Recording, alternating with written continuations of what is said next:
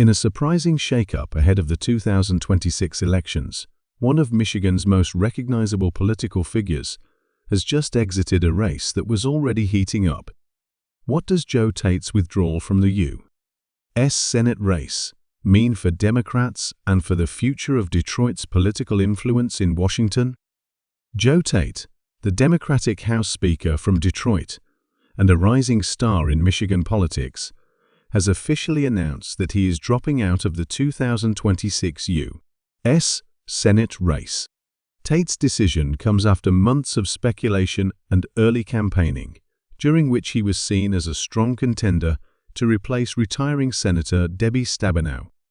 His exit not only reshapes the Democratic field, but also raises questions about what comes next for both his political career and the balance of power in the Michigan delegation.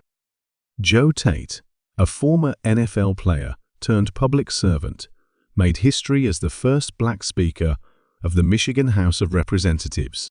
His leadership, particularly on economic development, education, and infrastructure, had earned him praise across party lines and positioned him as a formidable Senate candidate. But in a statement released Thursday morning, Tate confirmed he would not be moving forward with his Senate campaign.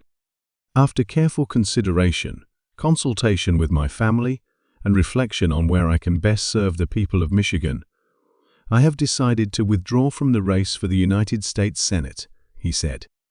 Tate emphasized that his decision was not based on any single event, but rather a strategic evaluation of where he believes he can have the greatest impact.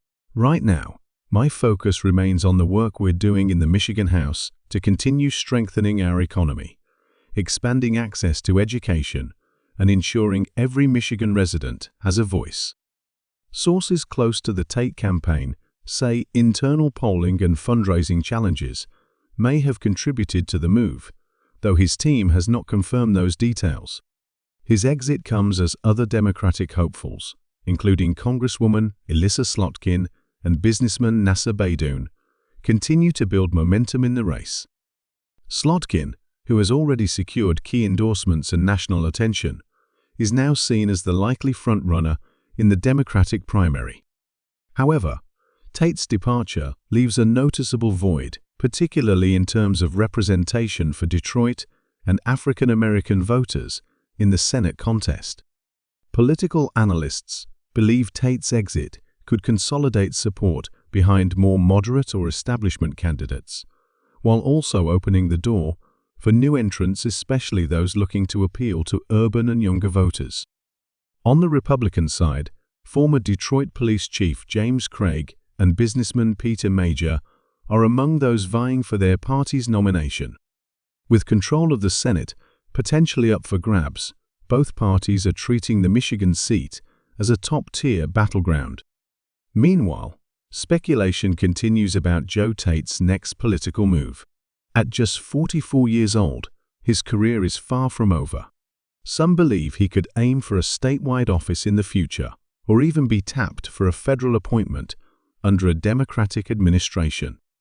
Joe Tate's decision to step away from the Senate race may have surprised many, but it also reflects the complexities of political strategy in a highly competitive landscape. While Michigan Democrats recalibrate their game plan, one thing is clear: Joe Tate remains a key player in the future of the party and in the ongoing story of Michigan politics.